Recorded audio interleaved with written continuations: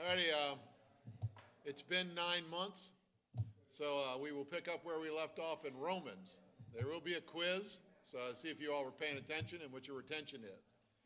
Before we get started, Andy, can you lead us in a word of prayer before we get started?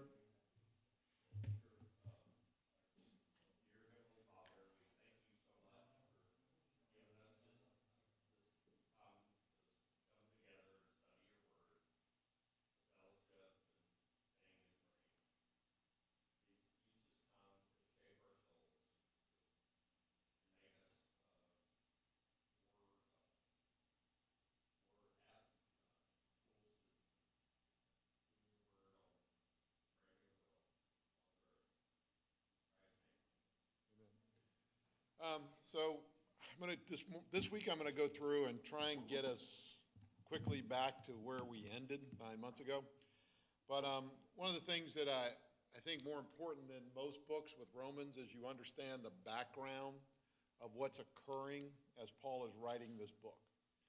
A lot is going on. I think it's important to know not only what's happening in Rome at the time and what is being done by the Romans, but also where Paul is in his stage of life. So Paul was born, and once again, these dates are approximate. I've used several sources, but it gets you in the general vicinity. Paul was born in Tarsus around, more or less 6 AD under the reign of Tiberius. He studies under Gamaliel for a period from 14 to 24. So Paul is the, we talk about the 1%ers in our society. Paul's that. Paul is studying under a man who was not only mentioned in the Bible, but is mentioned pretty broadly in the text of the Jewish history and the Roman history. He is the scholar in Jerusalem regarding Judaism. He then gets converted, as we all know. We know the story on the road to Damascus. And then I think most people don't realize from the time Paul gets converted to he actually starts on his missionary journeys is 13 years.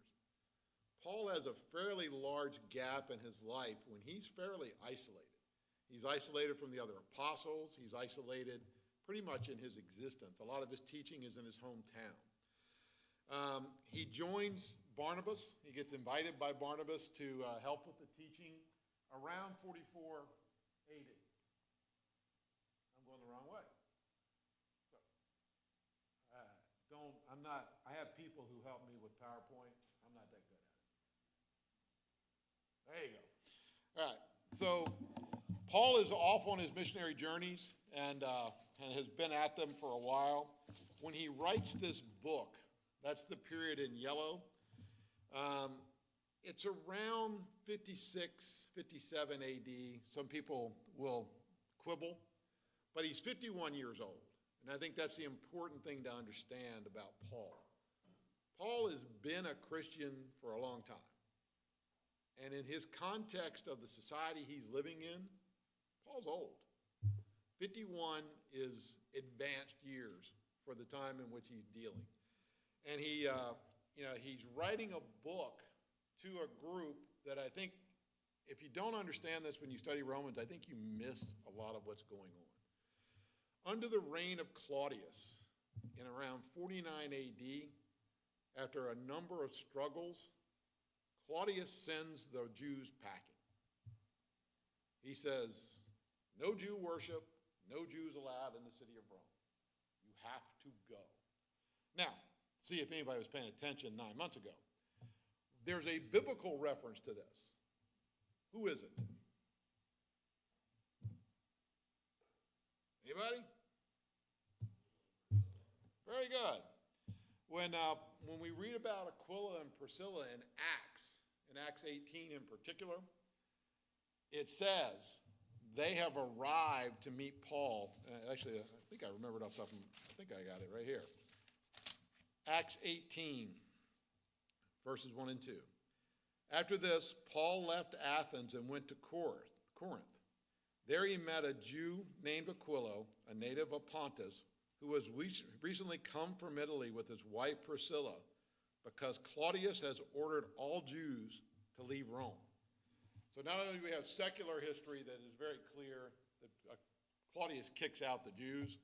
But here's just a direct biblical reference. Aquila and Priscilla are in Corinth with Paul because Claudius has kicked them out.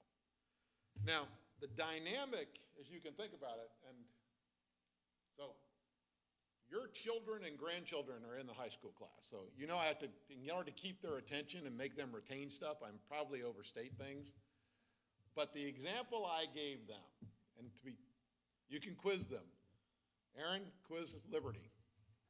Jim and I don't see Penny here.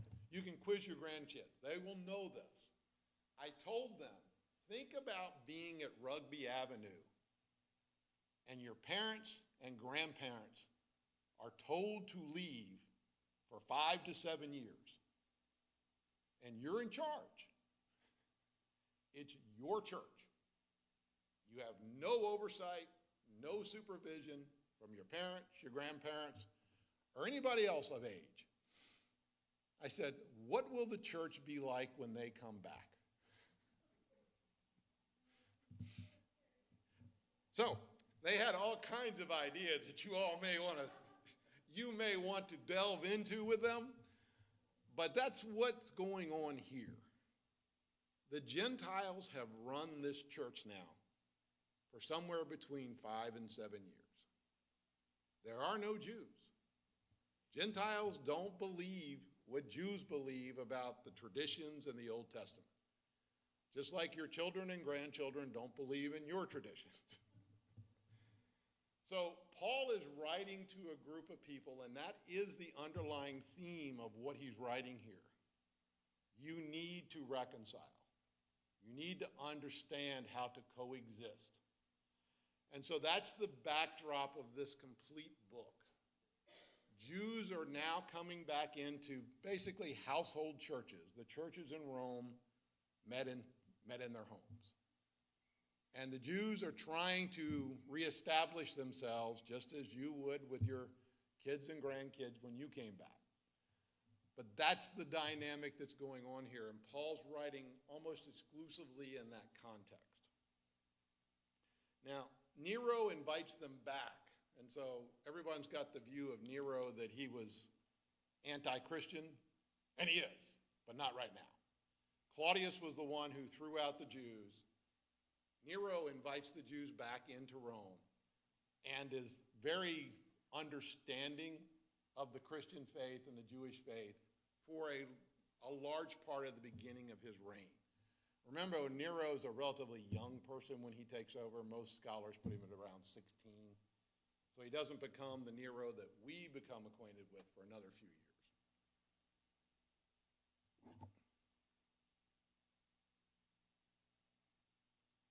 Okay, just really quickly on the background of the book, there is no disputing who wrote it. Everybody understands that Paul wrote this book. He says so, scholars agree. Paul's the writer. The key thing to remember about Paul, never been to Rome, hasn't set foot in the city, knows about it, knows about what the Christians are doing in Rome, wants to go to Rome, but he's never actually been in the city. As we stated before, he wrote it from Corinth, and he's probably been about Christian for about 24, 25 years at this point, and he is, as he's writing this book, he's trying to establish a doctrine of Christian faith to a church that basically has had no apostolic oversight. Now, this is where you'll get some disagreement between the Catholic Church and secular history and what most scholars believe. There is a belief that Peter established the Roman Church. There is no historical documentation for that, okay? There is nothing in the secular writings that suggests Peter has been in Rome. But once again, the Roman Catholic Church will tell you otherwise, but there is no, if you look at all the secular writers for this period, there is really no documented evidence that any apostle has been in Rome, let alone Peter.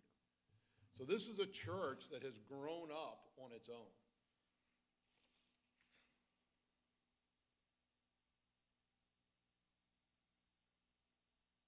in order to, at the last part of the book in chapter 16, Paul tries to establish a connection with this church as he's concluding the letter. As I've said, he's never been there.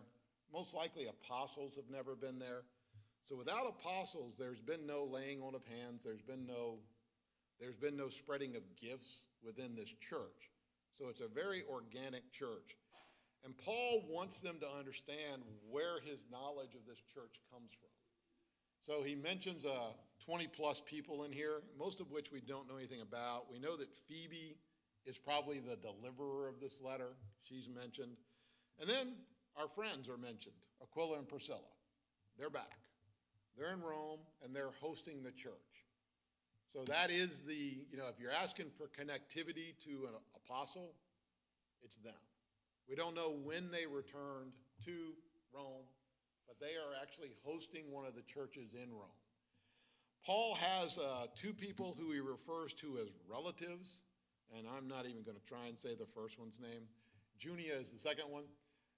They are probably hosting a church as well. And the unique thing about them is Paul calls them a relative, but he also says they were in jail with him.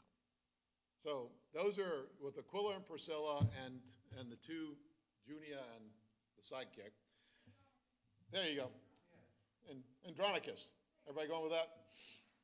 Okay, Andronicus.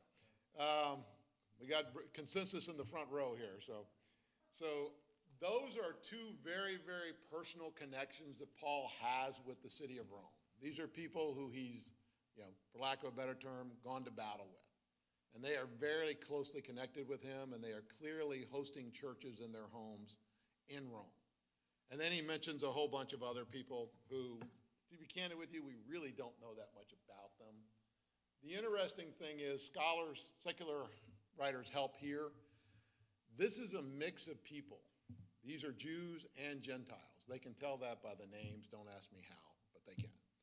And they can also tell that some of the people mentioned in this list of 28 are slaves. So it is clearly a church that represents the community they're in. Paul obviously has a better connection historically to some of the Jews he's dealt with. The church most likely got established by the people leaving Pentecost. So if you go back to Acts chapter 2, it says there are Jews and converted Jews who were at Pentecost. And obviously Rome is a hub, so as Priscilla and Aquila left Rome and came back, Rome has kind of grown the way churches grow in today's society. People travel, people come, people convert, and you grow. And so Rome is about 1 million people at this time.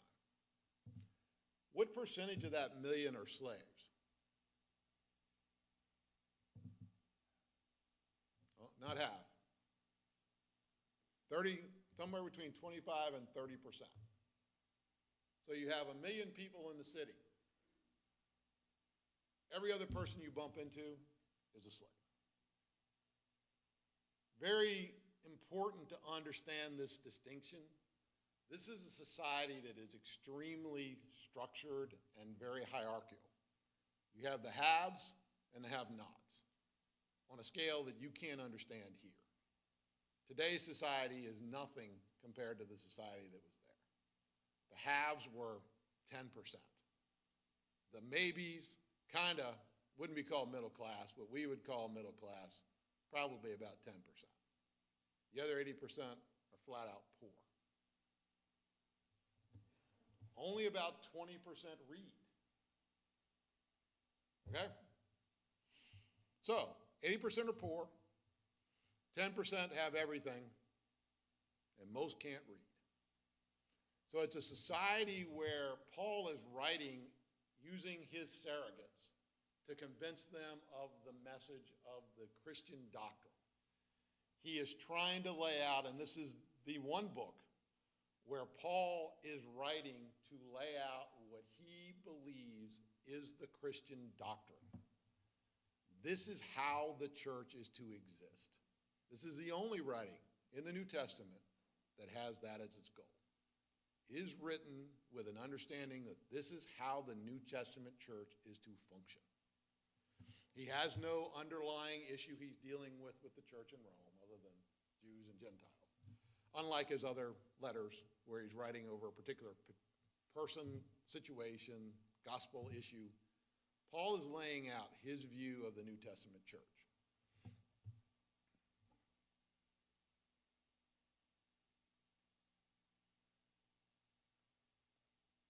I'll go through this quick. Paul, like I said, was the one percenter. His parents were both Roman citizens. He's a tent maker. He's a trained scholar under Gamaliel. We know where Paul is mentioned. He's first mentioned on stoning, of holding the cloaks on the stoning of Stephen. And one thing I do want to, because these kind of things interest me. So if you're not interested by what interests me, I'm sorry, we're going to divert here for a minute. Now, he's taught by Gamaliel, okay? And what do we know about Gamaliel? Turn to chapter 5 of Acts.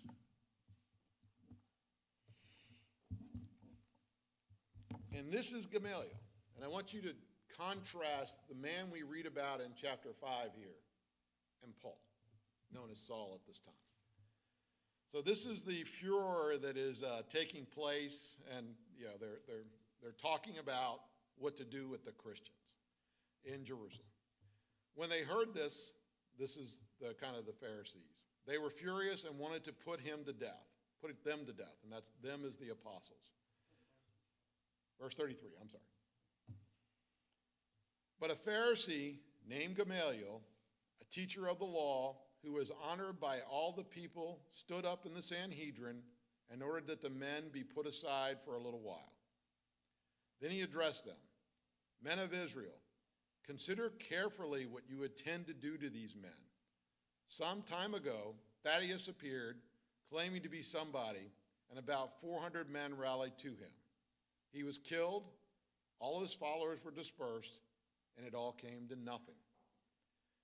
After him, Judas the Galilean appeared in the days of the census and led a band of people in revolt.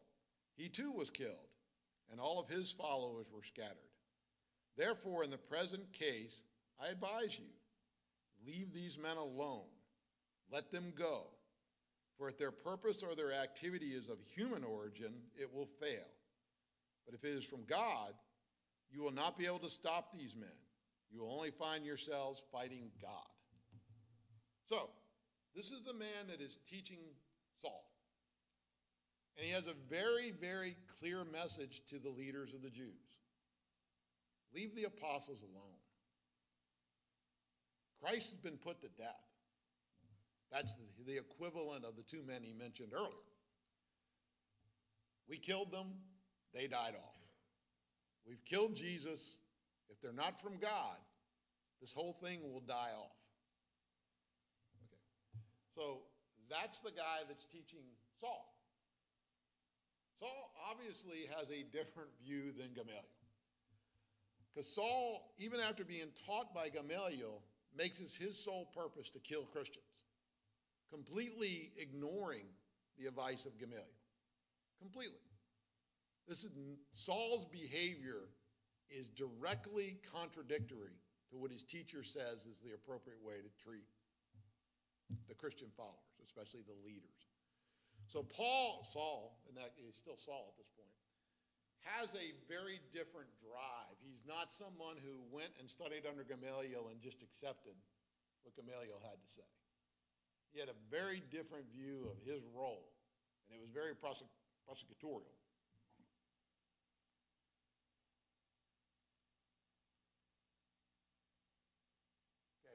So, I think we've covered most of this. The only thing that really is in here that we probably haven't covered is the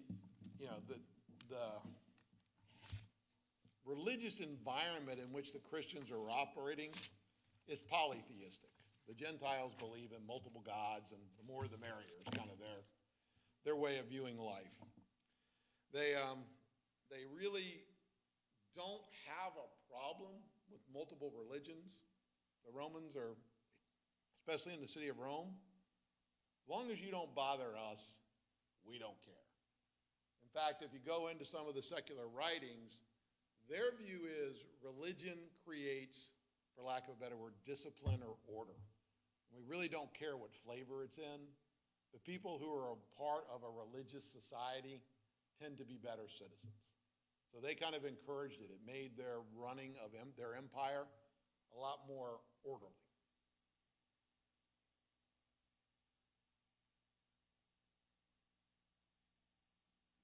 Okay, I want to spend a few minutes here. This book, and once again, having gone to Harding University, this was kind of drummed into me.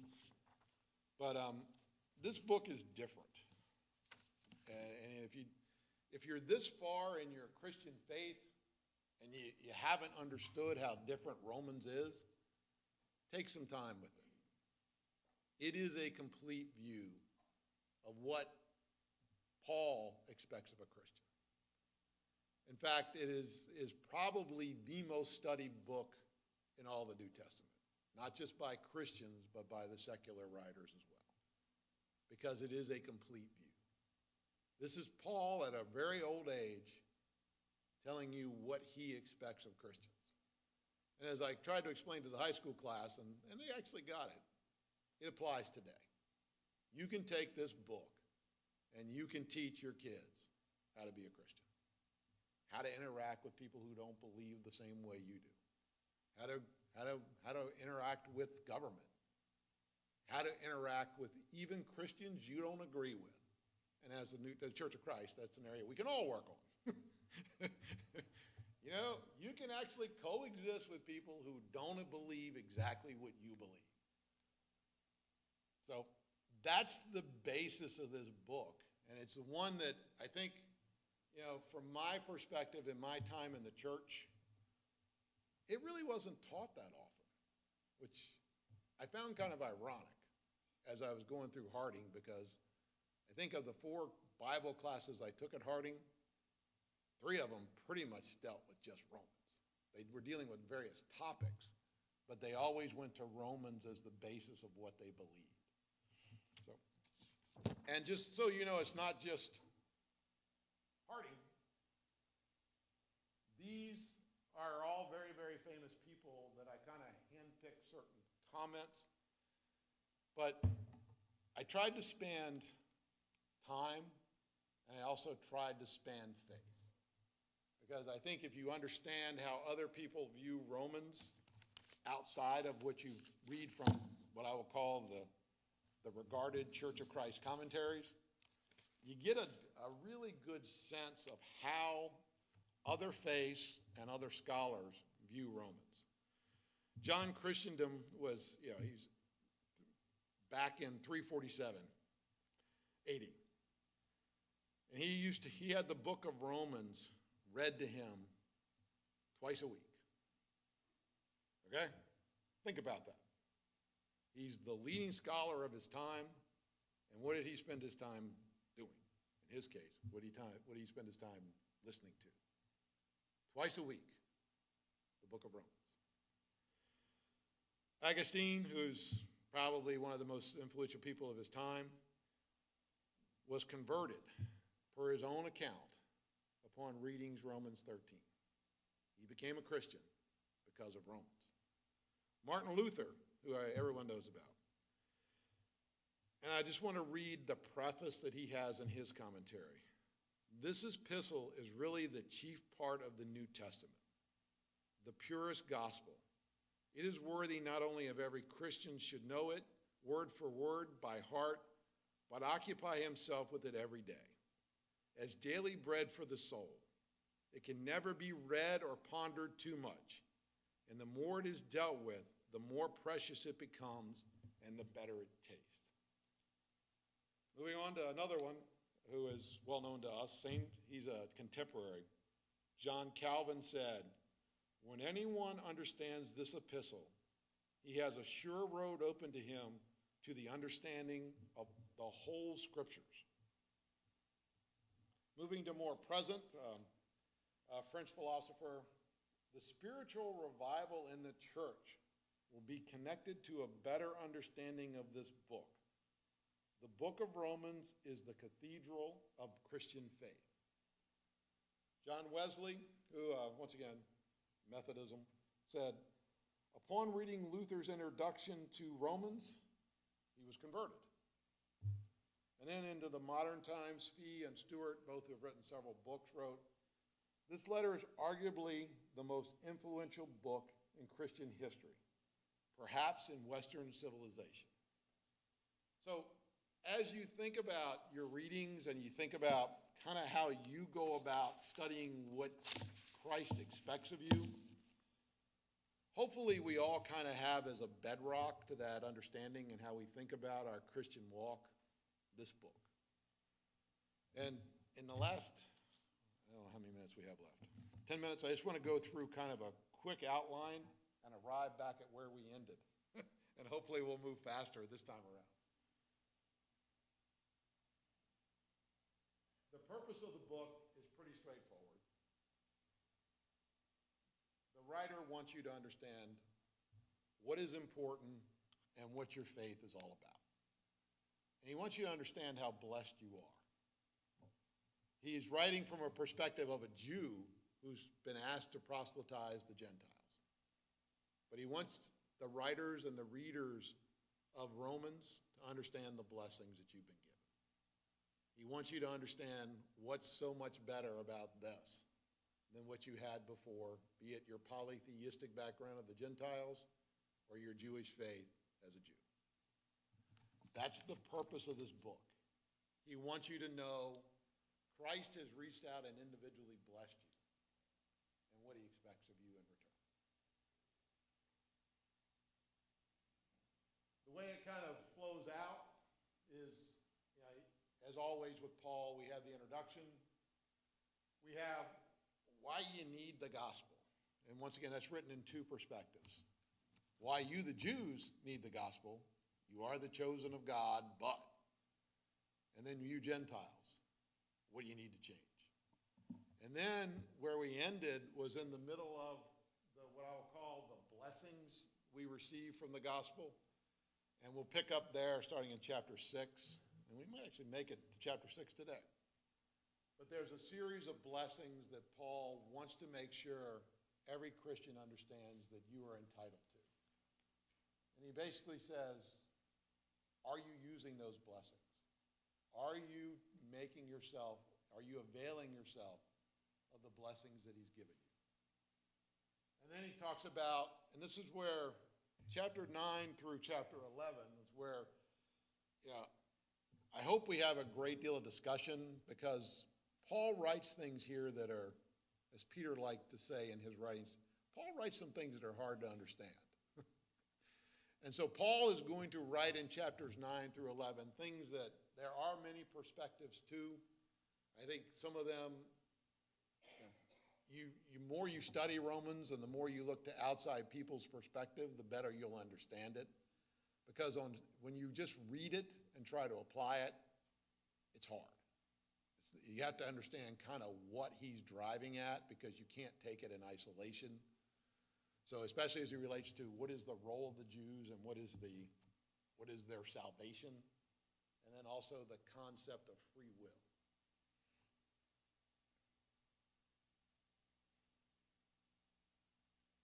And I'm just actually going to flip through this. All right. This is where we ended. So turn to Romans chapter 6.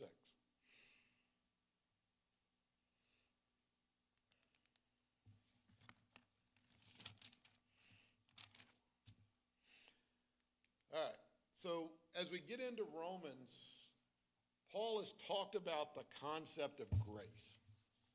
And, it's one of those things where, I think most of us kind of get the concept of grace, but if you take grace to its hardest extreme, is once you have accepted Christ, if you want to go this direction, you're saved. You're good. Paul's saying, look, grace is given to you, but there's a requirement to grace. You can't just say I'm saved and I'm good. Judgment comes, death comes. I'm going to heaven because I believed in Christ and I'm saved. And once again, that's a nice theory. We all would like that. But I've always wondered, and if you don't believe that that's a predominant theory, just go Google it and read all the books that are written on once saved, always saved. But I always am intrigued by that because I always would go back to the story, and I meant to look it up, but I didn't, where there's a conversation going on, and the conversation is, well, I believe in God, in Christ. I believe in God. And the response is, yeah, so do the demons. What's your point? Now, that was the concept of God, but it actually applies as I'm talking to people with Christ. So what? You believe. So what? That's not how the Bible's written. That's not what's expected of you. Satan believes in God. Satan believes in Christ. There's got to be more to it than that. And Paul's dealing with people who are taking the concept of grace and, for lack of a better word, oversimplifying it or perverting its meaning, depending on how you want to view it. So starting in verse 1, what shall we say then? Shall we go on sinning so grace may abound? By no means. We died to sin. How can we live in it any longer? Or don't you know that all of us who were baptized into Christ were baptized into his death? We are therefore buried with him through baptism into the death, in order that just as Jesus Christ was raised from the dead through the glory of our Father, we too may live a new life. So Paul is basically saying, whatever you used to do, stop. When you put on Christ, you put on a new self. And if you can't see a new you compared to the one before you took on Christ, you have a problem. You haven't changed. You went through an action, but you haven't put on Christ. And he's going to build on that theme from this point forward. So, we did get into chapter 6, which was the goal. So we can pick up starting there next week. Thank you.